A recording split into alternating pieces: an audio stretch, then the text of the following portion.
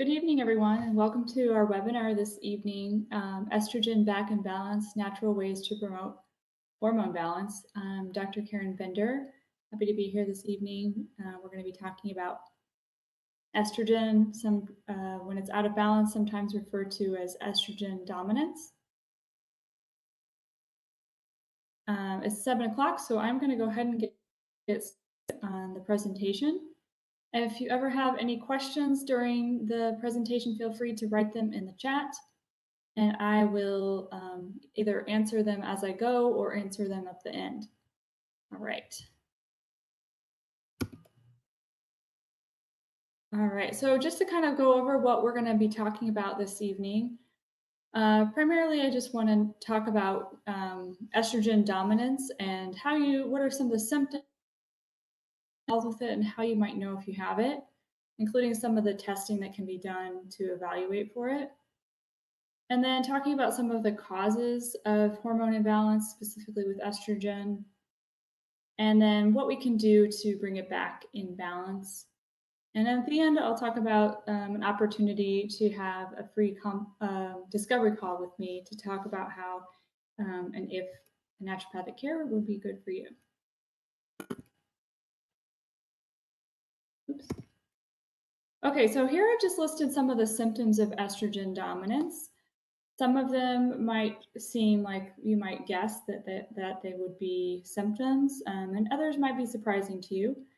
So primarily, if you think of PMS symptoms, a lot of times they can be related to estrogen being out of balance with progesterone.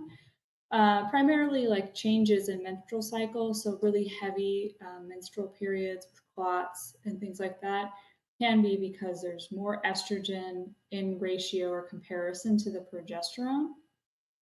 Another one that is really common with estrogen dominance is breast tenderness around before menses or before your period, or feeling of tenderness or breast fullness. But there can also be some other ones, also can be associated with PMS, but can be that could be throughout your cycle in terms of changes in mood, increased like irritability, as well as some other things such as problems with fertility.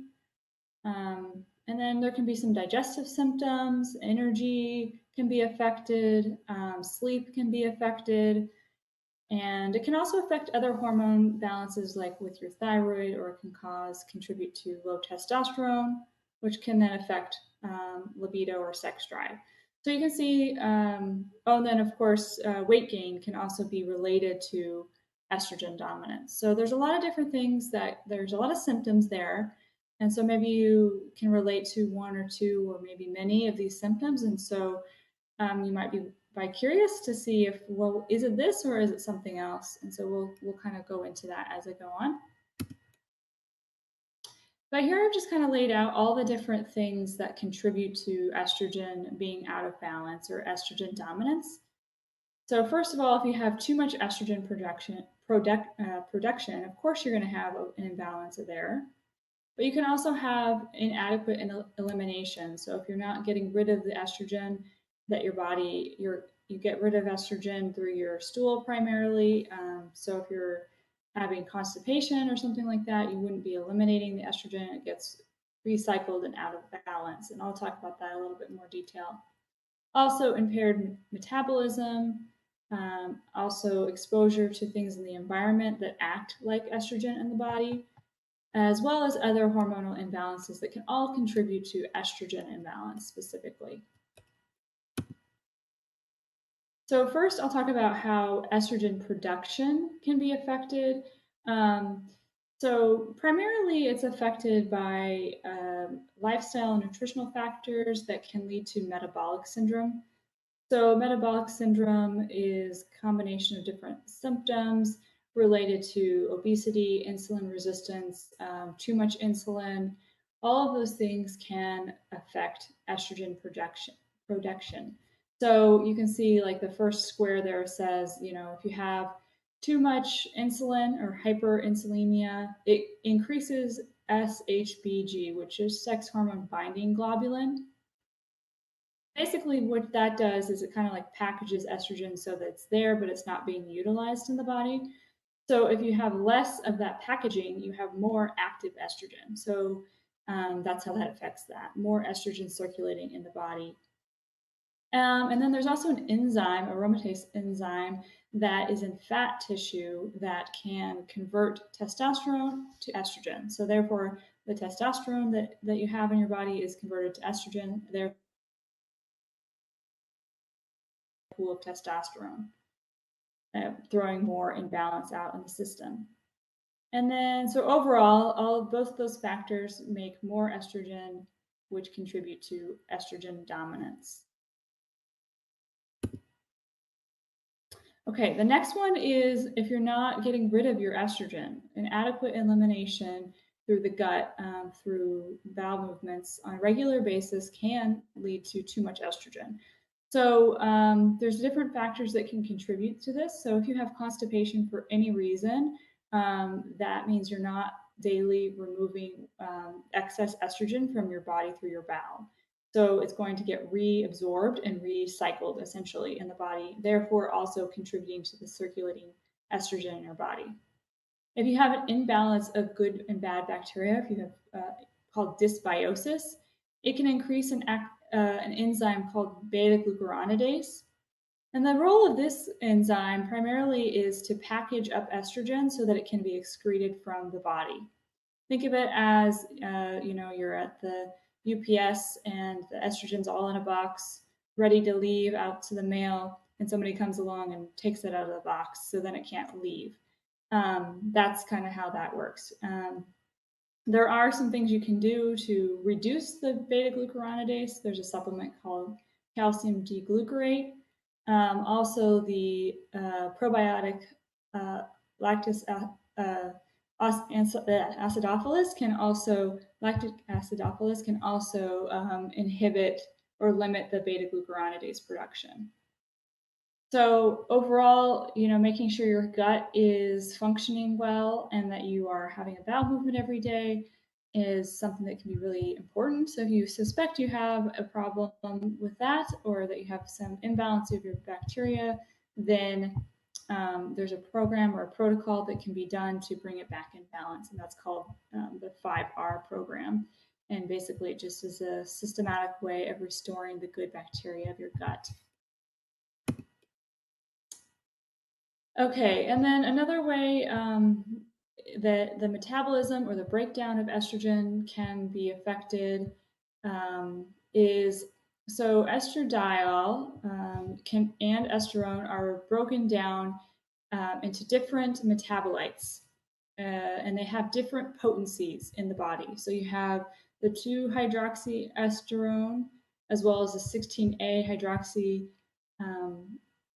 estrone there, and then the 4-hydroxy estrone. And so you can see how I label, they're sometimes referred to the good, the bad, and the ugly.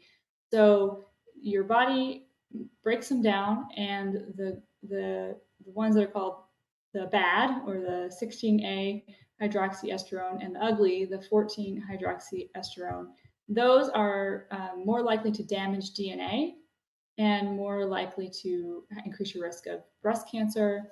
And there's just the kind of the metabolites of estrone that you want to try to minimize. There's a certain amount that's fine, but if you have too much of something, then it can be an issue. And there's some supplements, indole 3-carbinol and diindole methane, or DIM, all help to drive the metabolism to the good estrone that you want, that is less potent and less of a risk for developing estrogen-driven cancers. And this picture here is an example of a test that can be done in the evaluation of hormones called the Dutch test. And I will talk about it a little bit more in future slides, but I just wanted to point it out here. It kind of tells you not just how much estrogen you have, but what amounts of these different metabolites you have, and so that you can see, like, do we need to drive these different pathways using some supplements specifically to try to get more balance there. And then here it just talks about, I'm talking about methylation support. So methylation is just a process where you add a methyl group to the that's necessary in the breakdown of estrogen. So there's many nutrients that are involved in this process, and they all are easily depleted by stress and poor diet. So if you're not getting them in your diet, or if you have a high demand for these nutrients, then there's less of them available for estrogen metabolism. So that can, of course, then affect your estrogen levels. And so here are some of the, just I wrote, magnesium, some of the B vitamins, B6, B12, and folate, SAMe, methionine, and then the trimethylglycine all help to metabolize estrogen in a way that does not increase oxidation in the body and cause hormone balance. Okay, so back to kind of the formula of all the different things that contribute to estrogen in the body. The other one is xenoestrogens that come from the environment. So these are things that act or mimic estrogens in the body to kind of basically have a similar action as estrogen in the body on the estrogen receptors, but they aren't actually estrogens. And they're also referred to as endocrine disruptors because they affect the endocrine system. And so these can be found in chemicals that you put on your body every day. So skin products, beauty products, shampoos, things like that. Also, cleaning supplies that you use in your home can all have xenoestrogens and affect estrogen balance in the body. So I really highly recommend using the Environmental Working Groups or the EWG's app. It's called Healthy Living. And what it does is you can actually scan some products, the barcode, and it will tell you based on the research how much of how safe this product is based on how much of an endocrine disrupting function it might have. So that can be really helpful to start to kind of take an inventory of the products that you use all the time and see, like, is this actually affecting my hormone balance and affecting how I feel? And what are some alternative products that I can just get in the habit of using instead that are going to not be have a negative effect on my health? Okay, and then here's just kind of the influence of other hormones in the body. We already talked about the sex hormone binding globulin and how when you have less of it, you have more free circulating active estrogen in the body. And that is driven by things like insulin and leptin resistance related to metabolic syndrome. The other one is thyroid function. So if your thyroid function is lower, then that can also affect your estrogen and progesterone ratio, causing an imbalance there where you have more progesterone than estrogen, just because thyroid hormone helps to activate the release of progesterone into the body. So correcting hormone imbalances of the thyroid can also affect the estrogen progesterone ratio. So I always check thyroid function when somebody is experiencing symptoms of estrogen dominance, partly because there's a lot of overlap in symptoms with low thyroid and estrogen imbalance there. And then also cortisol levels. If you have high cortisol with acute stress, it can affect, can make sex hormones go high and then later lead to resistance of those hormones. All right, so again, here just kind of a summary of all the different things that can lead to estrogen dominance. So making too much estrogen, not getting rid of the estrogen we don't need by having a healthy gut, not having the nutrients that we need to metabolize estrogen properly, and then also having influences from the outside environment that mimic estrogen's activity, as well as other hormone imbalances such as low thyroid, and testosterone imbalances. So here is a kind of a list of different tests that I do sometimes, depending on the situation, with each person individually. But this again is an example of the Dutch test and a hormone breakdown that it shows that helps us see, like, is the estrogen level out of balance and what are the metabolite imbalances as well. And then also I use the GI effects stool test. That is a test that is looking at the microbiome and letting me know if there's any imbalances there that could be affecting the elimination of estrogen. It actually measures that enzyme beta glucuronidase that I mentioned earlier that kind of unpackages the estrogen so that it gets recycled. I also like to look at the thyroid because, like I just mentioned, low thyroid can affect estrogen, increasing estrogen. Well, more that it affects the ratio of estrogen compared to progesterone. And then CAR or cortisol awakening response is a salivary test that is part of the Dutch test. And that helps us see, is your body having a normal response where cortisol goes up in the morning and then gradually goes down throughout the day, and how that can affect hormone balances as well, or the estrogen as well. Then I look at insulin and leptin resistance to see if the metabolic syndrome could be contributing to the increase of estrogen through the decrease of that sex hormone binding globulin. Again, the kind of unpackaging of the estrogen. And then we look at an in-body body composition analysis to look and see to see if there is an imbalance of or excess body fat that can contribute to estrogen because of that enzyme aromatase that converts testosterone to estrogen in the fat cells. Okay, and then just a couple words on just prevention of estrogen imbalances. So maybe we treat the estrogen imbalance, and then you want to know what can you also do to just kind of keep yourself in balance. So eating a whole food diet, meaning avoiding processed, refined foods as much as possible, partly because they contain a lot of added chemicals and things that can be harmful to you, but also just you get more phytonutrients from eating a whole food variety diet.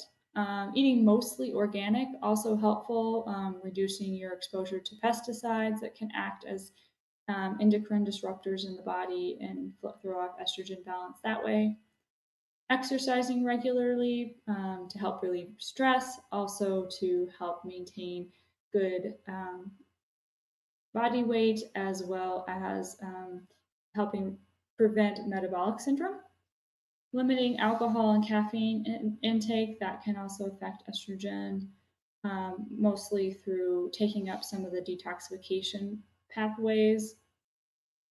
Eating fermented foods, that's to help support a healthy gut, supporting detoxification and elimination. So again, making sure you're having a bowel movement every day, supporting detoxification by making sure you're getting all those nutrients that help with methylation, like the B vitamins and magnesium. Using the Healthy Living app from the Environmental Working Group to help reduce your exposure from your beauty products as well as your household cleaning products.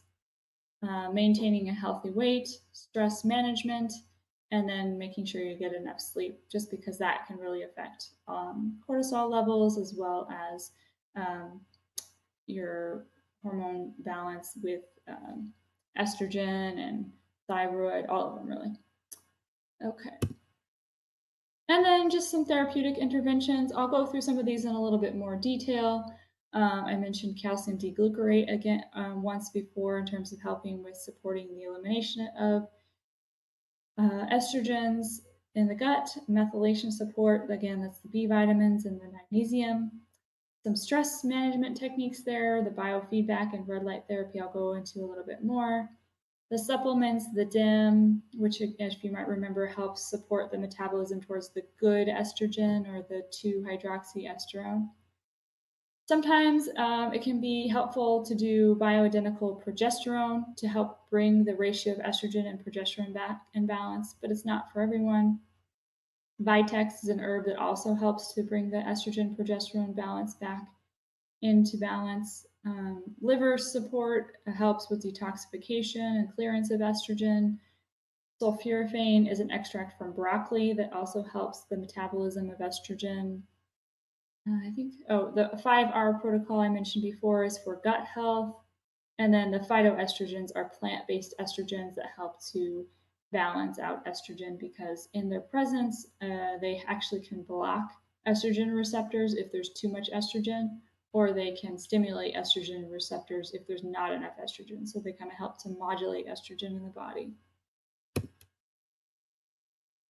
Okay, so here's just an example of some stress management strategies using the biofeedback is just one way of kind of getting in touch with how your breathing and your thoughts can really affect your physiology. So it's a technology that I use in my office that if you're interested in learning some stress management techniques, can be a really helpful tool to just kind of learning how to regulate your autonomic nervous system to help manage stress and have more resilience with stressors, which is really just key to overall health in so many ways. So I really recommend having some kind of very tangible and easy to do stress management strategy that you do every day.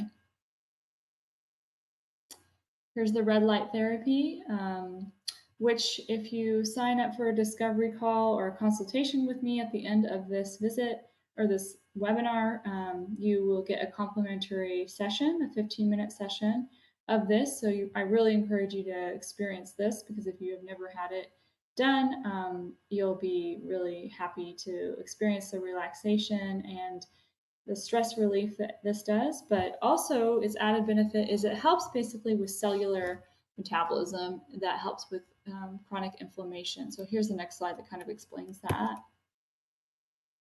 So I put a picture of the mitochondria, which are organelles in your cells, every single cell. It's kind of the energy factory of your cells.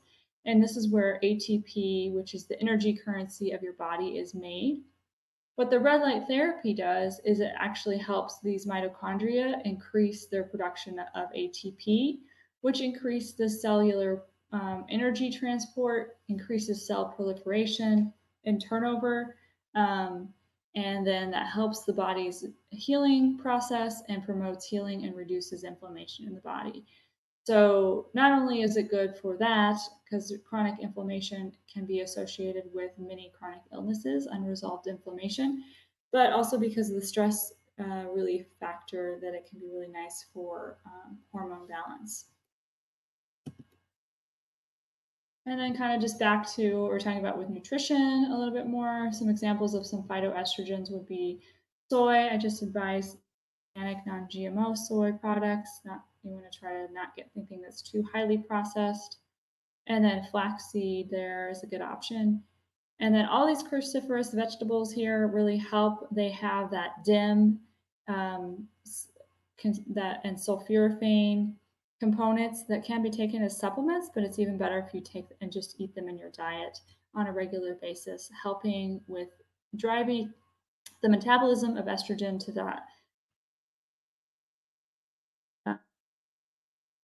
form that can and the form that doesn't damage this DNA and lead to increased risk of estrogen dominance and estrogen-driven cancers.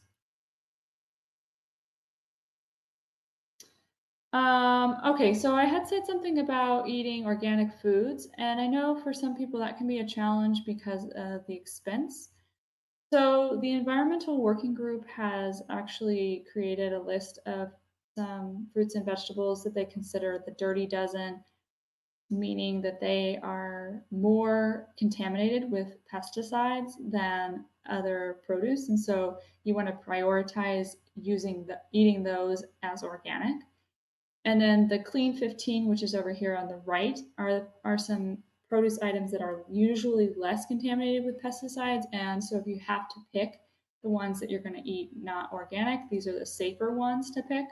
Whereas things like strawberries, spinach, nectarines, apples, grapes, I'm just reading the dirty dozen here. Those are higher in pesticides. And so you want to really avoid eating those if they're not, or you want to do your best to eat them organic when possible. Okay, so that kind of concludes my discussion on estrogen dominance. So now I just kind of want to encourage you, if any of this sounded like it was you or you related to some of the symptoms I was listing, or you're like, oh yeah, my digestion is off, I really do need to kind of think about what tests can be done to really figure out the root cause of what's being what's causing some of these symptoms, then I think that naturopathic care would be a really great fit for you.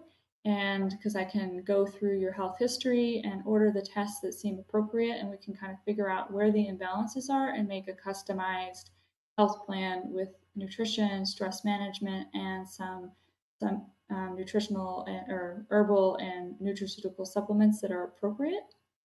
And you get to have some support along the way while you go through that process.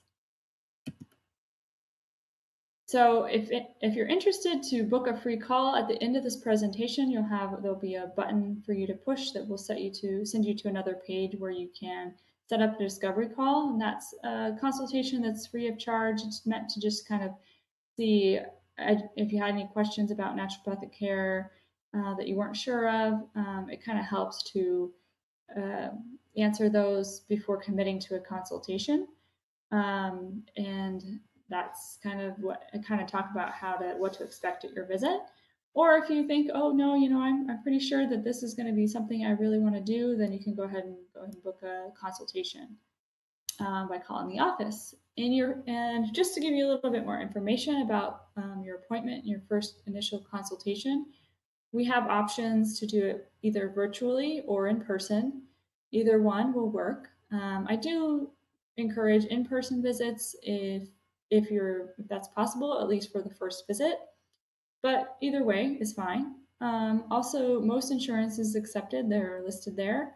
And know that the first appointment is an hour. Just give us enough time to kind of go over everything and make sure that we address all the systems and everything that can be contributing to the symptoms you're experiencing. And then again, just this offer that we are having because we really want people to try the Theralite to see its benefits and experience its benefits.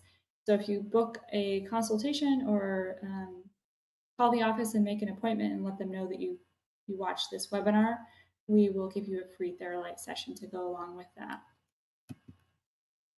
So thank you so much for joining me this evening on this webinar. I hope you were able to take away at least a few things, or maybe be encouraged that there's some solutions out there for you and the way that you've been feeling, or maybe you thought of somebody else in your life that could benefit from a little bit of the care or the interventions that I discussed. So if there are any questions, I'd be happy to answer them at this point. Let me see here in the chat. Okay, well, it doesn't look like there are any questions. So thanks again so much for joining me this evening. I hope you enjoy the rest of your evening and hopefully get to meet you sometime in the near future. All right, have a good night. Bye-bye.